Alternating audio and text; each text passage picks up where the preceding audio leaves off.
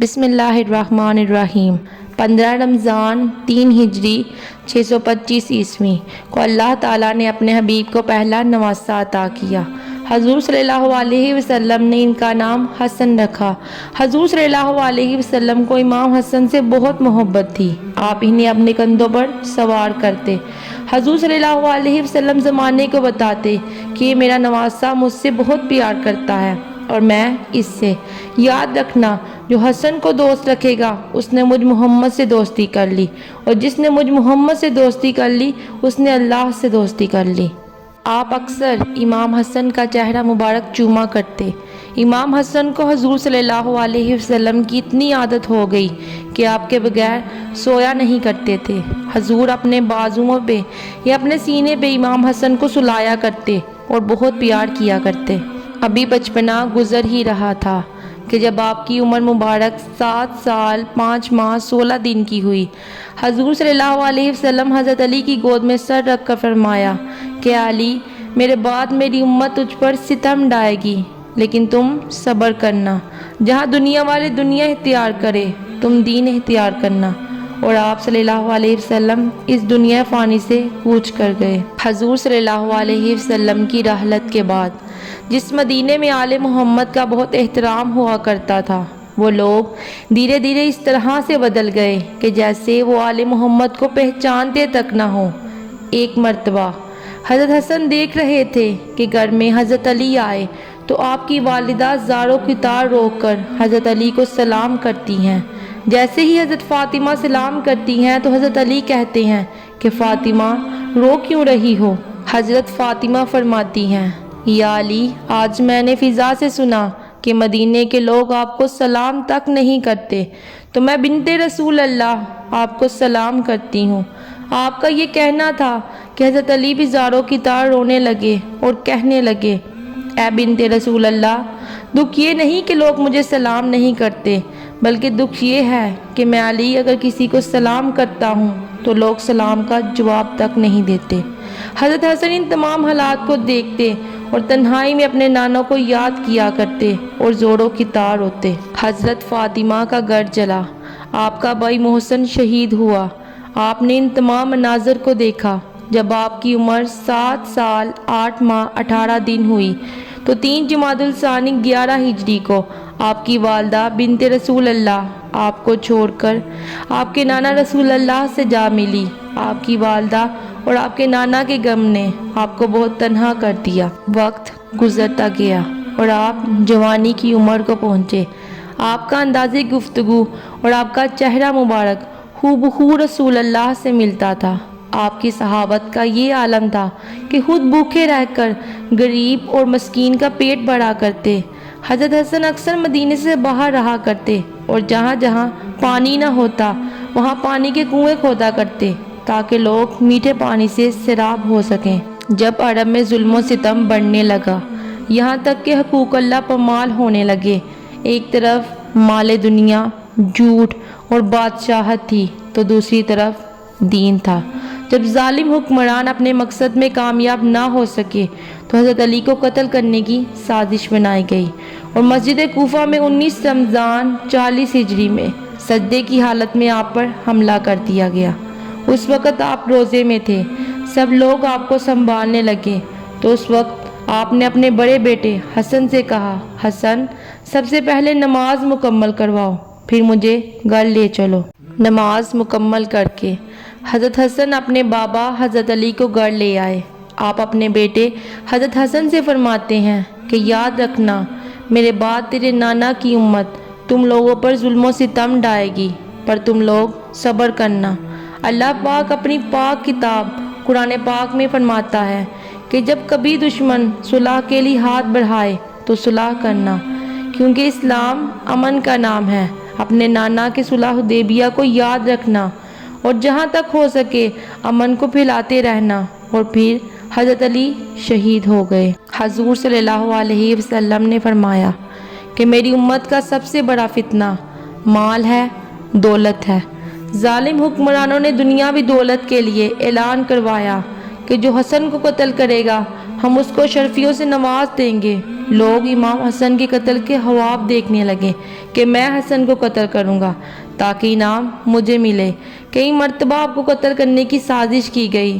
لوگ سرعام آپ کی توہین کیا کرتے، حضرت علی کی توہین کیا کرتے، یہاں تک کہ مسجد نبوی میں جمعے کے خطبے کے دوران آپ کو اور آپ کے بابا علی کو توہین خیز جملے کہا کرتے، لیکن آپ صبر کرتے، کچھ نہ کہتے۔ جب دل حد سے زیادہ بڑھ جاتا تو آپ پیدل خانہ کعبہ کی طرف چلے جاتے اور غلاف کعبہ کو پکڑ کر کہتے کہ اے اللہ، تیرے حبیب کی امت نے مجھ پر وہ ستم ڈھائے ہیں کہ اگر وہ کالی راتوں پر گرتے تو وہ سفید ہو جاتی، اور اگر سفید دنوں پر گرتے تو کالی ہو جاتی۔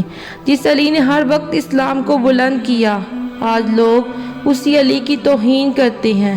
اے اللہ، مجھے اس دن کا انتظار ہے جب تو حساب لے گا۔ آپ اپنے آنسوؤں کو غلاف کعبہ سے صاف کرتے اور مدینے واپس آ جاتے۔ 28 صفر 50 ہجری کو آپ کو ایک ایسا زہر دیا گیا جس کا اگر ایک قطرہ تالاب میں گر جائے تو اس تالاب کی ساری مچھلیاں مر جائیں۔ آپ کو جو زہر دیا گیا وہ ہیرے کو پیس کر بنایا گیا، وہ زہر آپ کے مشکیزے کے اندر ڈال دیا گیا۔ 27 صفر امام حسن رات کو سوئے ہوئے تھے کہ اچانک نیند سے بیدار ہوئے۔ حضرت زینب عبادت میں مصروف تھی۔ آپ نے حضرت زینب کو آواز دی۔ حضرت زینب آپ کی طرف متوجہ ہوئی۔ حضرت حسن فرمانے لگے کہ میں نے خواب میں نانا جان، امی اور بابا جان کو دیکھا، وہ مجھے جنت کی سیر کرواتے ہیں۔ میں نانا جان سے عرض کرتا ہوں کہ آپ میرے حالات سے باخبر ہیں۔ مجھے تماچے لگائے گئے، میرے پیروں تلے سے مسلح کھینچا گیا، میرے سامنے میرے والدین کو گالی دی جاتی ہے۔ حضور صلی اللہ علیہ وسلم نے فرمایا کہ صبر کرو، تم بہت جلد ہم سے آ کر ملنے والے ہو۔ امام حسن نے ایک اور خواب دیکھا کہ آپ کی پیشانی پر قل ھو اللہ لکھی ہوئی ہے۔ یہ خواب جب لوگوں نے سنا تو خوش ہوئے، لیکن جب آپ کے شاگرد نے سنا تو آپ نے فرمایا کہ مولا، اگر یہ خواب کی تعبیر پوری ہو گئی تو آپ بہت جلد اس دنیا سے رخصت ہو جائیں گے۔ آپ کے مشکیزے میں زہر تھا۔ جب آپ نے مشکیزے سے پانی پیا تو وہ آپ کے پیٹ میں چلا گیا۔ روایت میں آتا ہے کہ آپ کے کلیجے کے 72 ٹکڑے ہوئے، بعض نے لکھا کہ 80 ٹکڑے ہوئے، بعض نے لکھا ہے کہ آپ کی آنتوں اور کلیجے کے 100 سے زیادہ ٹکڑے ہوئے۔ جب آپ قے کرتے تو وہ ٹکڑے ہو کر گرتے۔ سوچئے ذرا کہ یہ ہیرا کیا ہوتا ہے، اس کو کانچ پہ چلائیں تو کانچ کٹ جاتا ہے۔ یزید صرف قتل حسین نہیں تھا بلکہ قتل حسن بھی تھا۔ سازش یزید کی تھی۔ جس وقت آپ کی حالت خراب ہونے لگی تو آپ نے حضرت حسین کو بلانے کا حکم دیا تاکہ کچھ نصیحت کریں۔ حضرت حسین آئے اور آپ کی حالت دیکھ کر گلے مل کر خوب روئے۔ حضرت حسین نے کہا کہ بھائی مجھے بتائیں آپ کو زہر کس نے دیا؟ آپ نے فرمایا مجھے جس پر شک ہے اگر نام لے لوں تو تم اس کو قتل کرو گے، اور شک کی بنیاد پر کسی کو قتل نہیں کیا جا سکتا۔ اللہ بہترین انتقام لینے والا ہے۔ بہرحال جب صبح ہوئی اور لوگ جمع ہونے لگے تو اس وقت امام حسن نے کہا حسین میرا چہرہ کیسا نظر آ رہا ہے؟ امام حسین نے روتے ہوئے فرمایا کہ آپ کا چہرہ ہرا ہو گیا ہے۔ جب آپ نے سنا کہ میرا چہرہ ہرا ہو گیا ہے تو فرمایا حسین یاد ہے نانا کی حدیث معراج مکمل ہو گئی ہے۔ لوگوں نے پوچھا کہ حدیث معراج کیا ہے؟ آپ نے فرمایا کہ جب حضور صلی اللہ علیہ وسلم معراج پر گئے اور ہماری پیدائش بھی نہیں ہوئی تھی تو نانا معراج پر جنت کی سیر کر رہے تھے تو جنت میں 2 محل دیکھے، ایک ہرا تھا اور ایک لال۔ اس وقت رضوان جنت نے کہا کہ یا رسول اللہ، جاتے جاتے اپنے شہزادوں کے محل بھی دیکھے جائیں جن سے پوری جنت کا حسن دوبالا ہوتا ہے۔ حضور صلی اللہ علیہ وسلم نے فرمایا یہ ہرا کس کا ہے اور لال کس کا ہے؟ کہا گیا لال تو حسین کا ہے اور ہرا حسن کا۔ حضور صلی اللہ علیہ وسلم نے پوچھا کہ رضوان یہ تو بتاؤ حسن کا ہرا کیوں اور حسین کا لال کیوں؟ تو رضوان کی گردن جھک گئی اور آنکھوں میں آنسو آ گئے۔ جنت وہ جگہ ہے جہاں کوئی رویا نہیں کرتا، لیکن شہادت حسنین ہو تو رضوان جنت بھی روتا ہوا نظر آتا ہے۔ رضوان کی عرض کرنے کی ہمت نہ ہوئی۔ حضرت جبرائیل آئے اور عرض کی، یا رسول اللہ، میں بتاتا ہوں، اللہ کے حکم سے یہ ہرا اس لیے ہے کہ حضرت حسن کو زہر دیا جائے گا اور ان کا چہرہ اور جسم ہرا ہو جائے گا، اور حضرت حسین کو کربلا میں شہید کیا جائے گا، اور شہادت کی وجہ سے خون سے سارا جسم لال ہو جائے گا، اس لیے حسن کا ہرا اور حسین کا لال محل ہے۔ دیکھا، حضور صلی اللہ علیہ وسلم کی حدیث معراج پوری ہو رہی ہے۔ اس کے بعد حضرت حسن نے لوگوں کو جانے کا حکم دیا اور گھر والوں کو ٹھہرنے کو کہا۔ اس وقت امام حسن کے 3 یا 4 بیٹے تھے۔ بڑے بیٹے کا نام قاسم تھا جو 7 سال کا تھا۔ حضرت حسن نے اپنے بازو پر باندھے تعویذ کو کھولنے کا حکم دیا۔ تعویذ کھولا اور اپنے ہاتھوں سے وہ تعویذ اپنے بیٹے قاسم کو باندھا اور کہا کہ ایک وقت آئے گا جب تم شدید مصیبت میں گرفتار ہو جاؤ گے، اس وقت یہ تعویذ کھول کر دیکھ لینا۔ اس کے بعد حضرت حسین کو بلا کر وصیت کی اور کہا، حسین، صبر سے کام لینا، اور میری تمنا ہے کہ جس وقت میرا جنازہ اٹھے تو مجھے نانا کے قدموں میں دفن کر دینا۔ میں نانا کے قدموں میں دفن ہونا چاہتا ہوں۔ جب آپ کی شہادت ہوئی تو اس وقت آپ کا پورا جسم ہرا ہو چکا تھا اور اندر کی آنتوں کے ٹکڑے قے کی صورت میں باہر کو گرے ہوئے تھے۔ تاریخ میں لکھا ہے کہ جب آپ کی تدفین کے لیے جنازہ اٹھایا گیا اور آپ کو آپ کی خواہش کے مطابق حضور صلی اللہ علیہ وسلم کے روضے مبارک میں دفن کرنا چاہا تو بنو امیہ کے وہ غلیظ، جسے دنیا مروان کہتی ہے، وہ بدترین آدمی جس پر میرے آقا حضور صلی اللہ علیہ وسلم نے لعنت کی تھی، اس نے کہا کہ میں اس علی کے بیٹے کو حضور کے پہلو میں دفن نہیں ہونے دوں گا۔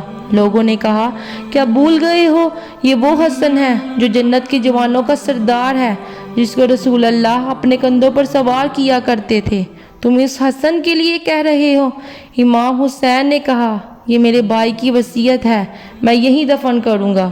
تاریخ میں لکھا ہے کہ جب نانا کے قدموں میں نواسے کو لے جا رہے تھے تو مروان ظالم نے تلوار سے جنازے کو روک لیا اور جنازے پر تیر چلانا شروع کر دیا، یہاں تک کہ تیر حضرت حسن کو جا لگے۔ حضرت عباس نے تلوار نیام سے نکالی، لیکن حضرت حسین نے کہا، میرے بھائی، صبر کرو۔ حضرت حسن نے وصیت کی تھی کہ مجھے حضور کے قدموں میں دفن کیا جائے، لیکن انہوں نے یہ بھی کہا تھا کہ اگر یہ ظالم لوگ مجھے میرے نانا کا پہلو نہ دیں تو جنگ نہ کرنا اور مجھے میری ماں کے قدموں میں تدفین کر دینا۔ حضرت زینب نے کہا، میں نے فاطمہ کے 2 بیٹوں کے جنازے دیکھے ہیں، حسن کو تو 2 بار کفن ملا لیکن حسین کو 1 بار بھی کفن نہ ملا۔ لوگوں نے کہا کہ حسن کو 2 بار کفن کیسے ملا؟ کہا گیا، جب مروان نے حسن کے لاشے پر تیر چلائے تو وہ تیر جب آپ کو لگے تو خون کی پھوار نکل پڑی، تو اس وقت لوگوں نے کہا، ایک کفن پر دوسرا کفن لپیٹ دو تاکہ حسن کو رنگین کفن میں لے کر نہ جائیں، اور پھر آپ کو آپ کی ماں کے قدموں میں تدفین کر دیا گیا۔